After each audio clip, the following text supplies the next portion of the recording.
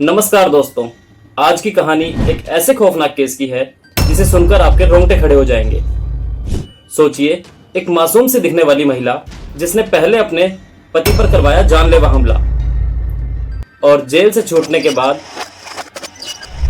फिर अचानक अपने जेठ और ससुर से जन्मी उसकी नई नजदीकियां और अंत में उसने कर दी अपनी सास की निर्मम हत्या। मगर सबसे बड़ा कपट तब हुआ जब उसने अपने ही ससुर को फंसाने के लिए चाल चली।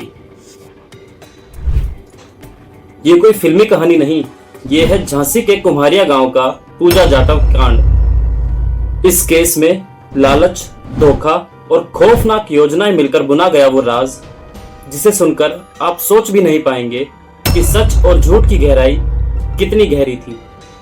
चलिए जानते हैं डिटेल से सब कुछ इस रियल केस के बारे में। आगे बढ़ने से पहले हमारे एक्स क्राइम चैनल को सब्सक्राइब कर लीजिए। 24 जून 2025 झांसी। ये वो दिन था जब कुम्हारिया गांव में 55 साल की सुशीला देवी का शव बिस्तर पर पड़ा मिला। शुरुआत में तो ये डकैती लग रही थी, लेकिन जैसे जैसे जांच आगे बढ़ी तो एक मास्टरमाइंड सामने आया, सुशीला देवी की अपनी बहू पूजा जाटव। इस कांड की शुरुआत लगभग 2014 से शुरू होती है। पूजा की शादी ओरछा के रहने वाले रमेश से कर दी जाती है, जो रेलवे में नौकरी करता था। शुरुआत में तो दोनों के बीच सब कुछ ठीक चलता है, लेकिन कुछ समय बाद फिर दोनों में लड़ाई और झगड़े शुरू हो जाते हैं और यहाँ तक कि आरोप है कि पूजा ने अपने पति के ऊपर गोलियां भी चलवाई। हालांकि रमेश की जान बच गई, लेकिन आर्म्स एक्ट के तहत पूजा को जेल जाना पड़ा। मगर ये कहानी का अंत नहीं, शुरुआत थी। जेल से छूटने के बाद कोर्ट में पेशी के दौरान पूजा की मुलाकात कल्याण राजपूत से हुई, जो खुद भी आपराधिक प्रवृत्ति का था। कुछ दिनों बाद दोनों की दोस्ती प्यार में बदल गई और दोनों लिव इन के रिलेशनशिप में रहने लगे। करीब 6 महीने साथ रहने के बाद कल्याण की सड़क हादसे में मौत हो गई। ये मौत महज एक इत्तेफाक थी या कोई साजिश, ये तो पूजा ही जानती है।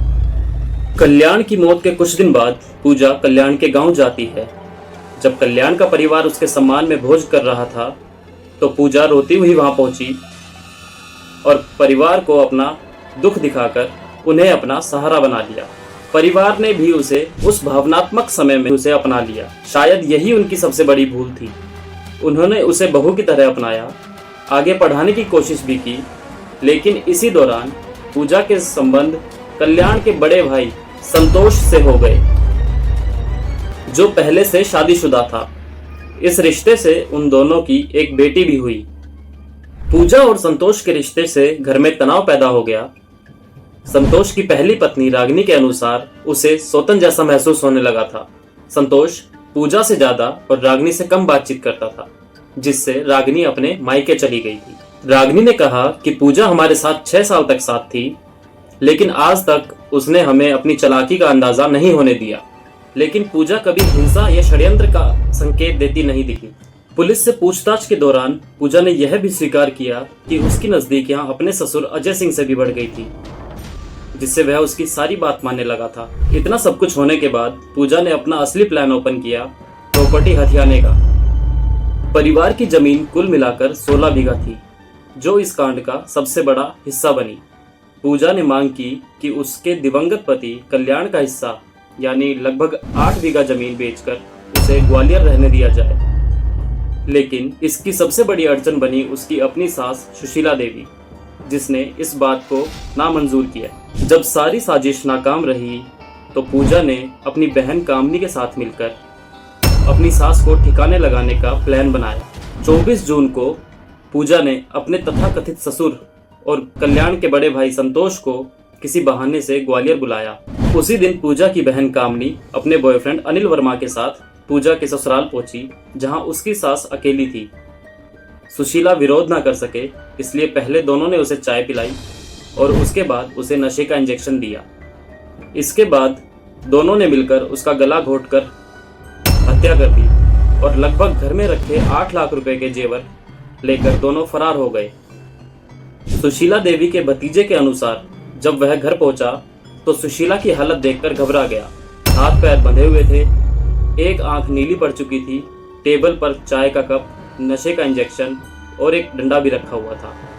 लेकिन जब तक सुशीला देवी को अस्पताल ले गए वो डेड हो चुकी थी। इस वारदात के होने के बाद सबसे पहले शक तो घर की बड़ी बहू रागिनी पर गया, लेकिन सीसीटीवी फुटेज और कॉल डिटेल से परतें खुलती चली गई और असली मास्टरमाइंड पूजा को लेकर खुलासा हुआ। पुलिस ने कस्टडी में लेकर जब पूजा से पूछताछ की तो पता चला कि पूजा ने एक नई सिम लेकर उस दिन घर पर कॉल किया था, जिससे वह अपने आप को बेकसूर साबित कर सके। पूजा की चालाक योजनाएं केवल अपनी सास की निर्मम हत्या करने तक सीमित नहीं थी, उसने अपने ससुर अजय सिंह को फंसाने का भी पूरा प्लान तैयार कर रखा था। पूछताछ के दौरान उसने पुलिस को कहा कि असली हत्यारा उसका खुद का ससुर अजय सिंह राजपूत है, क्योंकि उसके ससुर की और सास सुशीला देवी की आपस में बिल्कुल नहीं बनती थी, जिस वजह से अजय सिंह राजपूत ने सुशीला देवी की हत्या करवा दी। बाद में पुलिस ने अजय सिंह राजपूत को कस्टडी में लिया और उससे सख्ताई से पूछताछ की, लेकिन वह निडर तरीके से सब कुछ मना करता रहा और बाद में पुलिस को अजय सिंह राजपूत को छोड़ना पड़ा। लेकिन जब शक गया कामनी के ऊपर तो पुलिस ने सीधा कामनी को ही उठाया और जब कामनी से पूछताछ हुई तो उसने सब कुछ उगल दिया। कामनी के बाद पुलिस ने कामनी के बॉयफ्रेंड अनिल वर्मा को गिरफ्तार किया और उसके बाद पूजा जाटव को। इन सभी पर हत्या, षड्यंत्र, जमीनी झगड़ा, नशीला पदार्थ देने जैसे गंभीर आरोप लगाए गए हैं और कोर्ट में इनके खिलाफ सख्त से सख्त सजा की मांग की गई है। दोस्तों, ये थी झांसी के कुम्हारिया गांव से उठकर आई महिला पूजा जाटव की कहानी, जहां रिश्ते, विश्वास और नैतिकता मर्यादा के पीछे छूटकर लालच की आग में राख हो गए। क्या आप सोच सकते हैं एक बहू इतनी हिंसाबद्ध और शातिर हो सकती है? अपनी राय हमें कमेंट में ज़रूर बताइए। अगर आपको भी इस केस से कोई सीख मिलती है तो हमें कमेंट में ज़रूर बताइए। अगर आपको हमारी मेहनत पसंद आई हो तो इस वीडियो को लाइक और शेयर ज़रूर करें। अगर आपने अभी तक हमारे चैनल को सब्सक्राइब नहीं किया है तो चैनल को सब्सक्राइब कर बेल आइकन भी दबा लें। मिलते हैं आपसे अगली वीडियो में, तब तक के लिए सतर्क रहें, सुरक्षित रहें। जय हिंद।